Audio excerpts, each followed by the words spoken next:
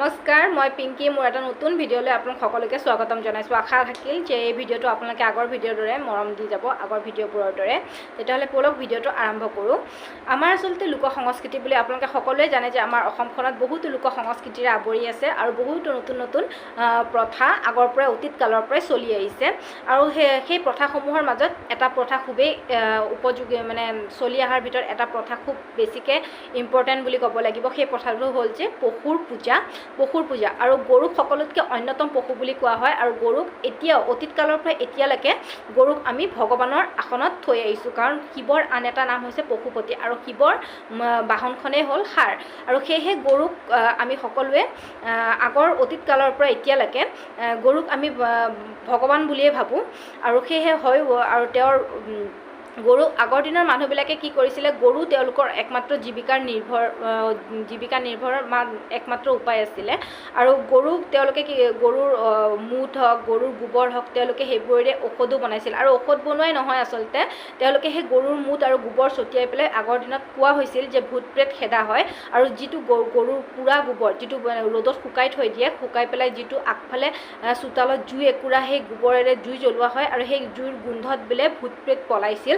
এইবোৰ আগৰ দিনত কোৱা কথা। আৰু এতিয়াও হয়তো আপোনালোকে কিতাপবোৰ পঢ়িলে গম পাব যে আগৰ দিনত বহুতো প্ৰথা এতিয়াও আমাৰ সমাজত চলি আছে। আৰু জীৱ জন্তুৰ পূজা বুলি ক'বলৈ যাওঁতে ধৰ্ম সম্বন্ধীয় কিছুমান কথাৰ পৰা গম পোৱা যায় যে বান্দৰ আচলতে বান্দৰ মাৰিব নাপায়। সেইটো আগৰ পৰা চলি আহিছে এতিয়ালৈকে, যে আমিও সকলোৱে যাওঁ, বান্দৰ হ'ল হনুমানৰ ৰূপ। সেয়েহে বান্দৰক কেতিয়াও মাৰিবলৈ নাপায়। আৰু বান্দৰক পূজা কৰা আৰু পূজা পাতলত কিছুমানত আপোনালোকে দেখিছে এতিয়াও আমাৰ চলি থাকে সমাজখনত, যে পূজা অৰ্চনাত আমি কিছুমান বেংগলী সম্প্ৰদায়ৰ মানুহবিলাকে কি কৰে, লক্ষী পূজাৰ সময়ত মাছ খাব লাগে। কিন্তু আমাৰ অসমীয়া সমাজত মাছ খোৱাটো আচলতে নিয়ম বুলি আমি পূজা পাতল কৰিলে মাছ খাব নাপায়।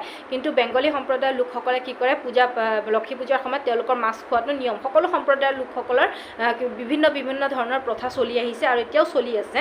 আৰু লোক সংস্কৃতিৰ মাজত মেকুৰীটো আচলতে আমাৰ এতিয়াও আমি মেকুৰীয়ে যেতিয়া হুৰা মাৰি কান্দে, তেতিয়া আমি ভাবোঁ যে কিবা বেয়া সংবাদ আহিব নেকি বা কিবা বেয়া নেকি, এনেকুৱা বুলি ভাবোঁ। আৰু আতল চলি আহিছে। আৰু আজি কথাখিনি ক'লোঁ। আপোনালোকে যদি ভিডিঅ'টো চাই ভাল পাইছে, লাইক, শ্বেয়াৰ এণ্ড ছাবস্ক্ৰাইব কৰি দিব। আৰু মোৰ চেনেলটোলৈ নতুনকৈ যদি কোনোবাই ভিজিট কৰিছে, ছাবস্ক্ৰাইব নকৰাকৈ নাযাব। আৰু আপোনালোকে মোৰ পৰা কেনেকুৱা ভিডিঅ' বিচাৰে অকণমান জনাবচোন, ময়ো ভাল পাম। তেনেহ'লে আহিছোঁ।